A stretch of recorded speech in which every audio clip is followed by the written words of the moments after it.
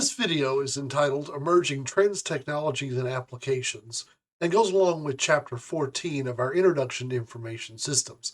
I'm Dr. Renaud from Shawnee State University, and I'll be taking you through this video production. I want to start by talking about software and services and ways that we distribute them to end users and purchasers.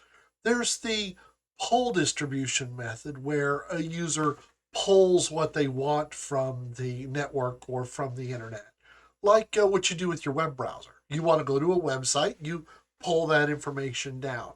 There's also push information, which is automatically pushed to your phone, like a text message or other kinds of content or weather updates or software updates or news. You always have to think about everything in a modern environment as, is it a pull service or software distribution channel, or is it a push service or software distribution channel? Couple of ways that software are distributed now and will be for the foreseeable future are through things called ASP or application service providers, also kind of called software as a service or SaaS. And we'll see as a service come up later in some other slides also. You can stop and think about this as you purchase an application, and while you have a valid license to it, you get to use it, but you never downloaded a permanent copy. You never got a CD-ROM that you can install on other computers. Um, and the application, again, in a software as a service, usually, or application service provider will often also run on the provider's cloud. Now, the great thing about renting software or leasing software this way is that you always have a current stream of updates. You didn't have to pay a big lump up front because you're paying a monthly service fee, but it also has the problem of you use what they give you. But for software like Adobe's Creative License that allows you to use the software in the Adobe suite and always have an updated copy, Microsoft Office 365's software as a service where you pay so much per employee per month, and Word and Office and Excel and all that is just taken care of automatically. That's kind of nice. Another real trend we're going to see as we continue to move into the future is the future of virtual realities. Now, I don't have my Oculus headset where I can see in 3D and have my hand controls, but many of you probably own those or have played with them or know people who have them. Virtual reality is still rather infant. There have been some systems that have been up for quite a while, and we're learning how to deal with them more and more on a regular basis. But really, there's a lot of potential in the future for virtual realities and the way they work. And I want to talk about three different kind of flavors of virtual reality. There's the simulation that lets us look and kind of walk through a building and kind of see how it's going to look. There's the interaction that lets us interact with individual things. And then there's immersion, where we get to look and act and almost feel. Maybe even there are tactile responses, hot and cold and buzzing and other things that let us actually feel as we interact in our virtual reality. VR can be really great for telepresence. Meeting one human being with another, maybe having a conference with a doctor or a therapist or meeting with friends, and being in that virtual space, and creating a kind of an environment that's not real but is real because you're all there.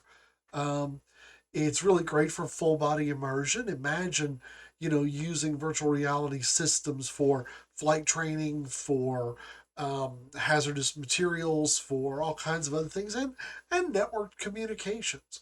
One VR system that I've recently played with that's been around for a while and is free is at hubsmozilla.com. And you can actually go in and create your own 3D rooms, create your own 3D avatars, um, and even have 3D meetings in hubs. But there are others. Kind of stole some of the material from this in the last slide, but that's okay.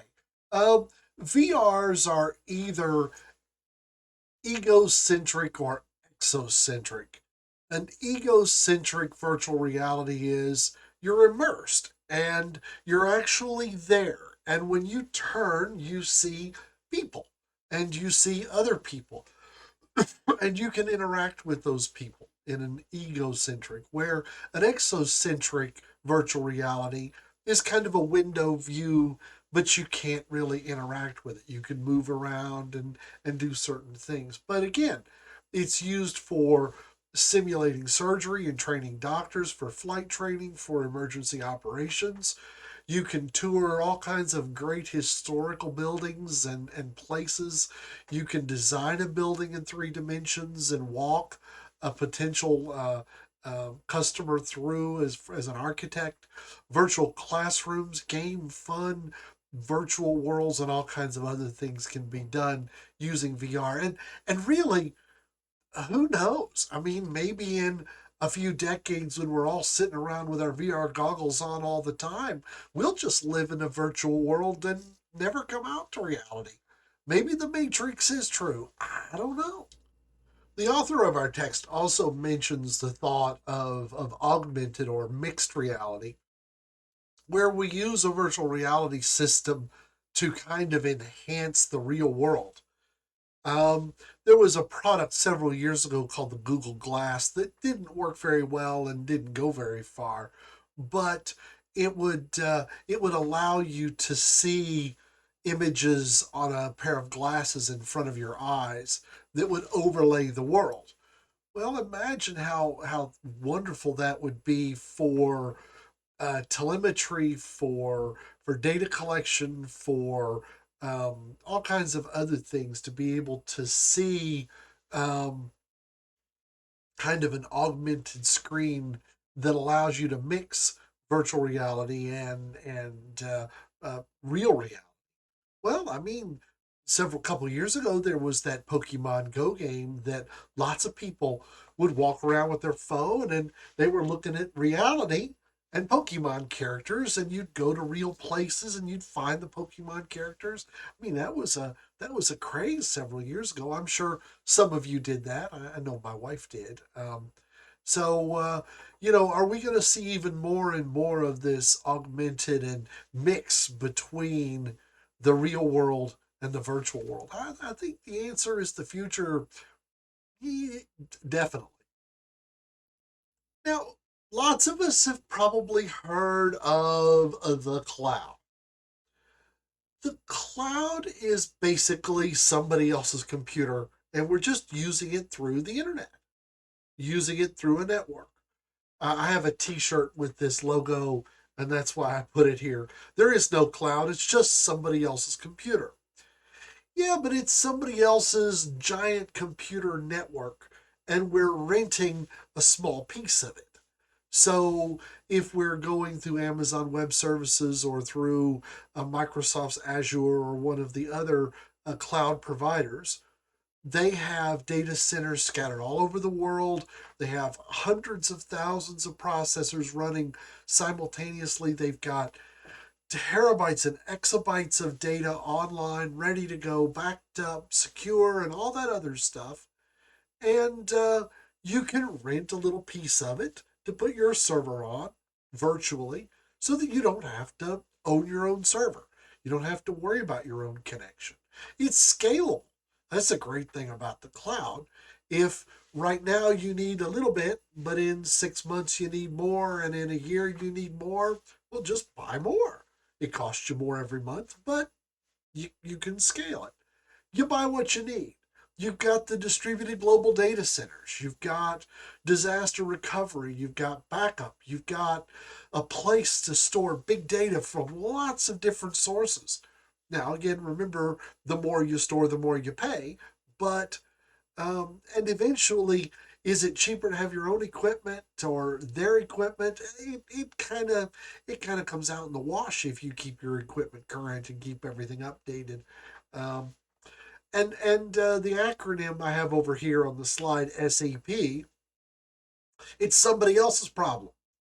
If you're buying a server on the cloud from Amazon, making sure that hardware has power, making sure that hardware is cool, making sure that hardware is backed up, is replicated, is on the network. That's somebody else's problem. That's worth some money to make it somebody else's problem. So SAP is short for, again, somebody else's problem, and that's kind of what the cloud is. Another thing that we're going to see as we continue to move into the future, I believe, is more of something called grid networking. If you remember, when we go back to our networking presentation that was done several lessons ago, we talked about star topologies and ring topologies, and we talked about some of that. Well, the idea of a grid topology is everybody connects to as many places as they can. Every node or every small network connects to several other networks in as many places as possible. And the great thing about that is that if one of those connections goes down, or one of those little subnetworks goes down, everybody else is still up. It's reliable, it's scalable, it's parallel. I mean, those are really great things, and you can see that a grid network really is I mean, it's a neat topology because it has all of the advantages with mostly none of the disadvantages. Well, actually, here are the disadvantages. It's complex. If you've got a grid with many connections in many directions, when you start having failures, whose problem is it? Um, it's harder to manage, and it's a whole lot harder to secure. So those are again potential issues. And then some applications just don't like grid networking. Now, the web and most of the internet applications that we're familiar with won't have a problem. But again, there are some applications that really need a secure kind of connection or a single stream. Um, but networking grids are kind of, I think, part of the future of networking. So I want to throw out a conjecture here. I really believe that the future is all about service. You don't have to create your own software. Just go rent it from somebody who's already done it. You don't need to create your own network infrastructure. Just go rent it from somebody else. Just go rent part of their bandwidth. You don't need to run telephone wires, cables between buildings. Just use the cable company's cables. Use other people's cables. Use other kind of infrastructure. You don't need to build big giant data centers. Just use Google's or use Amazon's or use Microsoft's or rent from Rackspace or one of the other big providers of infrastructure. You don't even really need software platform. You can just lease the platform or use the platform as a service. Now, is this always the best idea? No, nothing is ever the best idea all the time. There are situations when this is probably not a good idea. But it's certainly something for you to look at. And I really do believe that the future is service. Now, here I'm going to be a little callous about that. The future is service because everybody wants you to pay a monthly subscription. Stop and think about your streaming services. How many streaming services do you have, and how many monthly subscription fees do you have to get the material you want. Um, that's where they make their money, is by charging you every month their $5, $10, $12, whatever, um, to be able to access that service. So and if you have enough services, you're spending. If you have all the services, you're spending hundreds and thousands of dollars a month. So is the future is service. There's always going to be a stream of revenue there, but is it always the best for every situation? Probably not. Some of the other problems with as a service, if you're using infrastructure or software as a service or platform as a service, remember that you still have to manage credentials. You still have to manage what users can see, what users can log in. Um, where's your data? Your data is out on the cloud. Well, your data is on somebody else's servers, but where is the data? Where's it backed up? Where's it being stored? Who has access to that data? Because if you're using software as a service and all of the software storage is on the vendor's machines, then who can see the software? Well, that's in your terms of service license agreements. Be sure you read them. What about the long term support? Um, if you've committed to using this service, you've committed to using this platform, you've committed to using this infrastructure, are they going to change it? Are they going to go out of business? Are they going to force you to do something you don't want to do? What about regulatory issues? There are rules about data and privacy and where that data can go. Um, Customer data from European countries can't leave European countries. It has to stay in data centers in European countries. Well, if you're putting it on the cloud, on somebody else's machines, on somebody's distributed network, you've got to be able to control those things. What about leaving a software as a service provider or a platform as a service provider? You've leased this infrastructure for 10 years. You've let all of your old infrastructure go, and you have no servers, you have no server rooms, you have no data center, you have nothing. And then you decide, I'm not happy with this. I want some control here. I'm tired of being at their their whims, and I'm tired of this crap. Being forced to upgrade and dealing with their support. I want to do it in house. How difficult is that leaving process going to be? I'm afraid it's going to be a whole lot harder than you think it's going to be. What about support today, tomorrow, 5 years from now? Especially if it's a mission critical system that you're pushing out into this as a service world.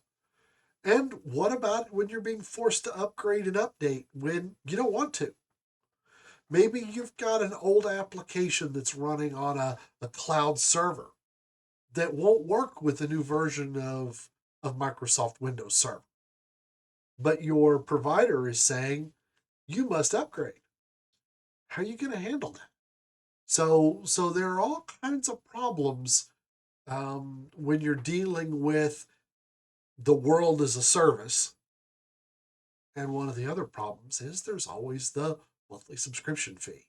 And if you don't pay your monthly or semi-annual or annual subscription fee, guess what? Turn you off. You don't have access to it anymore. One other really cool, cutting edge kind of thing I want to talk about is called blockchain. We've all heard the buzzword blockchain floating around, but basically, what the blockchain is, well, it's the technology that makes Bitcoin and NFTs and lots of other things possible. But let's talk about the underlying technology of blockchain first. Blockchain is literally an encrypted public ledger, a public ledger of blocks, and these blocks come one after the other in a chain. One block connects to the next block, connects to the next block, connects to the next block. Um, And that's why it's called a blockchain. You can see in a blockchain, you can see every transaction ever made. And if you download the right software, you can download the entire blockchain. For instance, if you download the Bitcoin client software on your on your computer, it will spend a couple of days downloading every Bitcoin transaction since the beginning of Bitcoins, and they're all right there for you to see.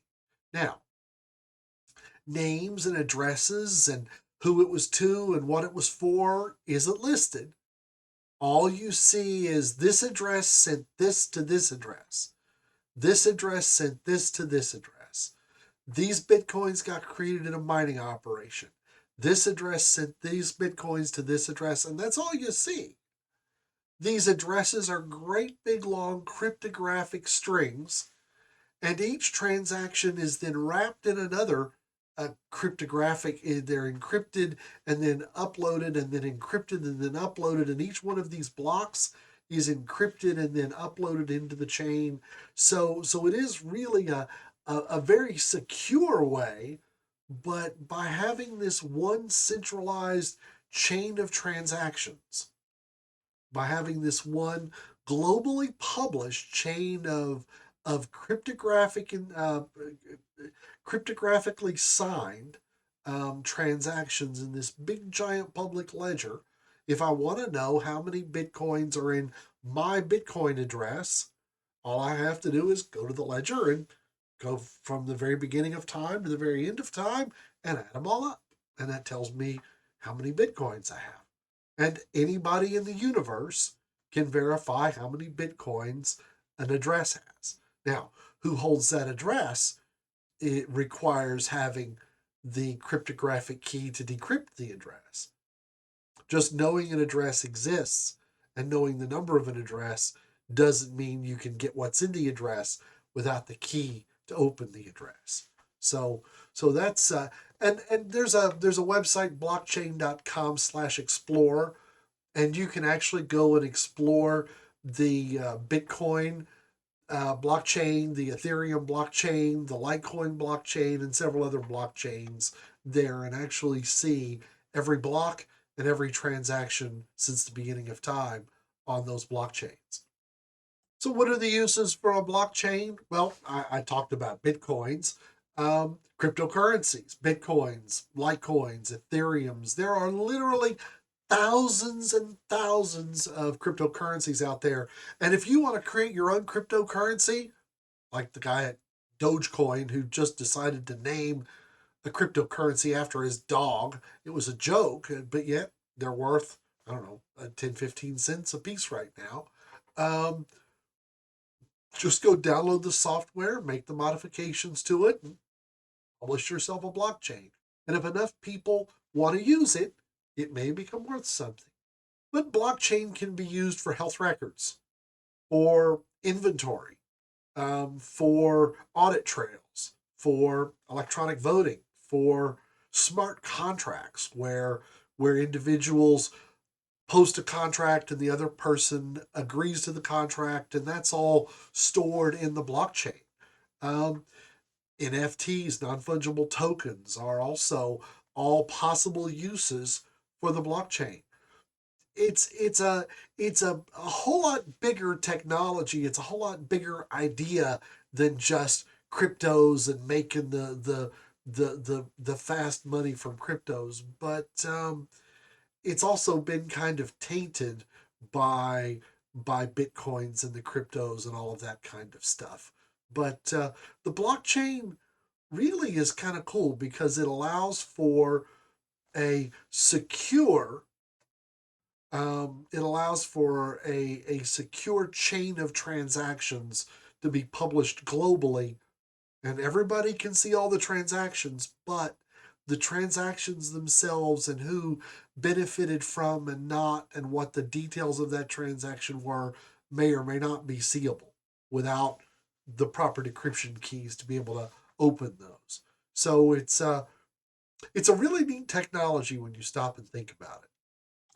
I really can't in I really can't talk about Bitcoins and talk about cryptocurrencies without making some thoughts, without saying some things that need said.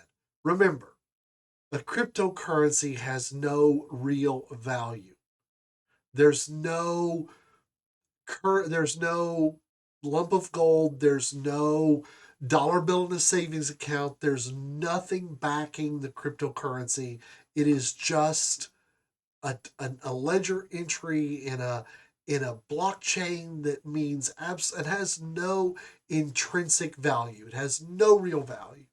Remember that any money or any investment in a cryptocurrency in today's environment is speculative and risky. You are gambling. That's all you're doing.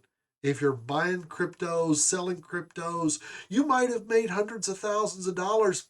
I'll admit I have, but um, it's nothing but risk. Now, is it all just a giant bubble? Is it all just hype and everybody's getting all excited? Is it all going to collapse down to zero, or will it grow forever? Well, I'll tell you that nothing has ever grown forever. Everything eventually crashes to near worthlessness. Um, so, is this going to be around for you to retire on? Nah, there'll be another technology come along and replace it. Um, Here's another bit of advice: if you cannot afford to lose it all, don't invest in them. Okay, don't be betting the farm on this stuff. Don't be betting your retirement on this.